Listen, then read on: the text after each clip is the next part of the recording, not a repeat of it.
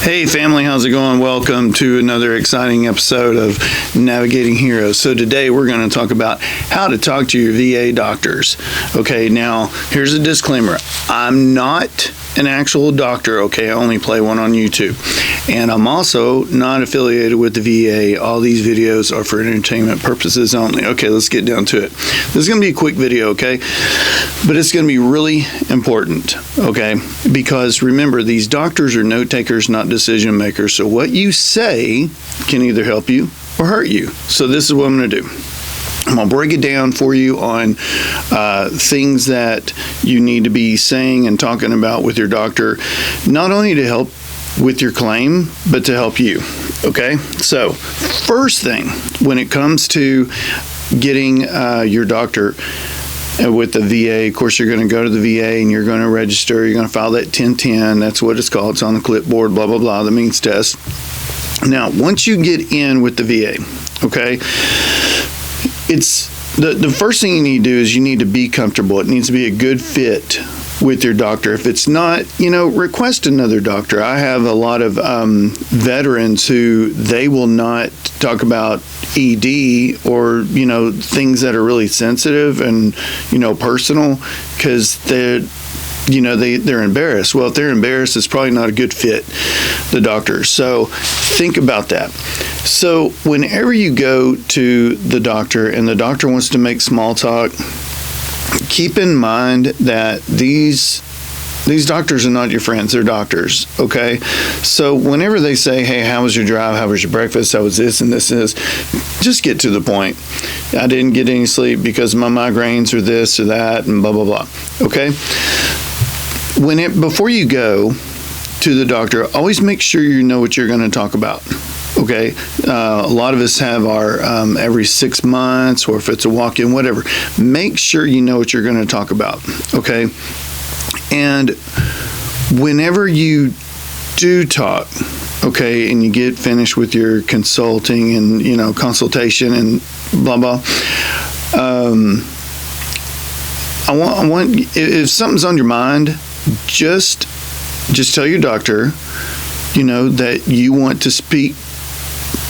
I have notes. Speak about something that matters, that you feel important. There's something that I really believe that I need to share with you. Okay, and talk about things.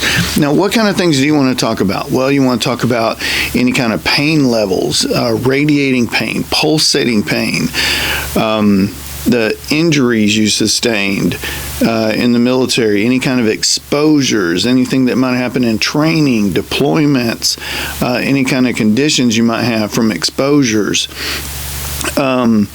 One thing that's extremely important is talk about your sleep patterns, because if you have really bad sleep patterns, and what I'm saying is if you're not getting 8 to 10 hours of sleep, you might want to tell your doctor, because most of us who, I'm just saying most, who only get about, 2.5 to 4 hours of sleep, you need to tell your doctor that, because there's a lot of vets who I've helped in the past who can't get sleep because if they've had like knee injuries or back injuries or things like that, and they shift so much in their bed because they're uncomfortable, they wake up every time they do, so they're not getting adequate sleep. You might want to mention something about that. Also, if you have any kind of mental health issues when it comes to sleep, tell them that. There was a friend of mine I've told you about that I've helped out.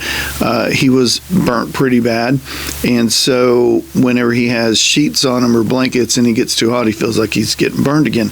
So talk about those mental health issues, and remember, if you feel like you can't, you might want to try to find another doctor, one that you're a better fit with. Let's talk about some of the words whenever. This is really, really important. Very important. Okay, check this out. Let's say that a Vietnam veteran goes to the doctor, and the doctor, asked about the pain level and things like that, and they say the word often. If you're 70 to 75 years old, the word often, your pain would probably be about every 10, 15 years. So if you say the word frequent or common, those kind of words, help out a little bit better. Kind of like when we were talking about the ECFR and we were talking about how it'll have a diagnosis or the notes, and then next to it will be the percentages. Well, that's kind of like pain level too. There's some of that in there too. So the word often can either give you 0 to 20%, frequent can give you 30 to 50. A lot of your words can determine your percentage, not in every case, okay? But it does a lot. So the thing is, it's best, instead of trying to learn these trigger words, just paint the picture. Just say it's my migraines are once a week, twice a week. Keep a log if you have to. If you're a fall hazard, once a year or 5 times a year, whatever it is, instead of saying often, because often to you can be different from the often that the doctor has, or even the rater, the decision maker. Whenever you, okay, let's move on. So always make sure you paint the picture. Walk-ins. So there's been some veterans comment and say, hey, well, we don't do this in our state. We don't have walk-ins. If you don't, you need to either write your congressman or you need to see the head of the VA, because it's a hospital, okay? They take walk-ins.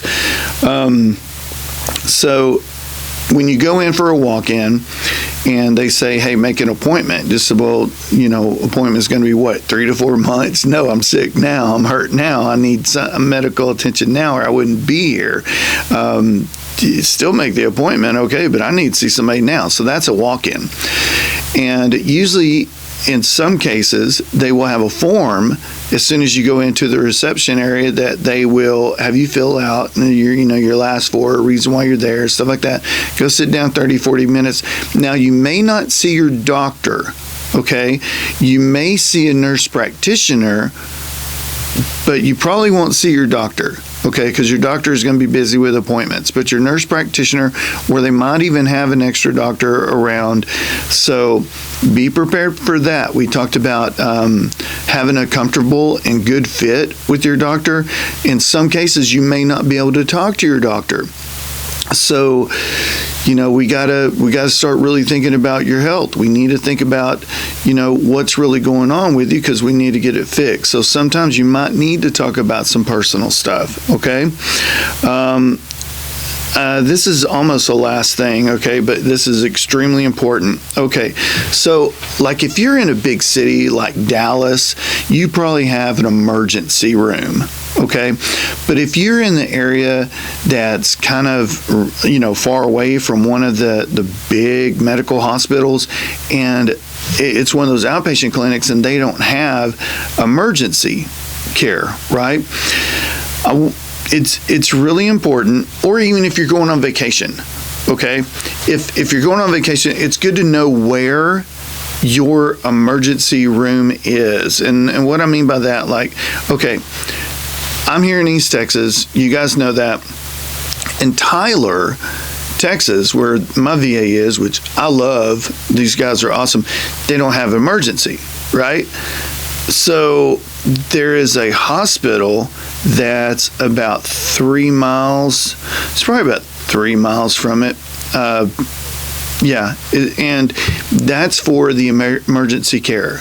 Okay, so what they want is that if you are 50% or more, that you want to get registered and things like that. So if you haven't used your emergency room yet, you might want to, it'll be wise to go ahead and know exactly where that emergency room is, okay? So let's recap. First of all, find a good fit doctor, one that you're really comfortable with, because you're going to withhold a lot of information that's really important, not just to you, but for your claim in the future, okay? One of the reasons that I have to say this is because there's so many vets who have a lot of personal issues, but they will not tell their doctor, and these are major secondaries. I mean, major secondaries. These people are living at 20, 30% when they are well, over 80 to 100. And we need to get these things, corrected. The military teaches a lot of skills, but they really don't teach us coping skills. And getting the help we need, as far as I'm talking about the mental health, doing the coping and everything, every little bit's going to help. A lot of people, or there's going to be people that argue with me and everything. Hey man, to each his own. Every claim is different, and so is every veteran. So I'm talking to the ones that need the help, not the ones who don't, okay? Let's see. So keep in mind that the doctors, and we're recapping, keep in mind the doctors are note takers, not decision makers, okay? So go in there to talk about your, the reason why you're there, not small talk, okay? Because the more small talk you make, the less time you guys have to talk about the reason why you're there. Those doctors are on, they got things to do. Pain level, radiating pain, pulsating pain, injuries, exposures, trainings, deployment, conditions, your sleep patterns. Make sure you talk about those. And instead of saying the word often, paint the picture. Let them know exactly how many times a week. Be precise about that. Walk-ins, you may not see your doctor, but you'll get to see someone. And when it comes to emergency, where are you going to go? Make sure you know. Okay, so that's going to wrap it up for today. I want you guys to be on the lookout for a video that I've got coming out. It's going to be here in probably about 2 or 3 days. And it's me and my service animal, my service dog, Lily. I don't know if you can see that, but it's going to be me and Lily. Lily's going to be here in the studio. We're going to see what she has to say, and we're going to have a good time. That video is going to be about the VA, veterans, and service animals. There's a lot of myths about how to get your service dog or animal or emotional support. What's the difference? So we're going to be going on over that. I've got some people calling me, some professionals, and that's what we're waiting on, because I want to make sure that everything is legit and it's not what we've heard, but what we know. So that's going to wrap it up. I hope you guys like this video. And remember, I'm not a doctor. I'm not a real doctor, okay? I'm only a doctor on YouTube. So, anyway, that's about it. Please like, please subscribe. Actually, really subscribe, because, that helps the channel. So, all right, guys, I'm going to go work on this next video. You guys have a good one. Oh, and keep an eye out for step 3 on how to file your claim.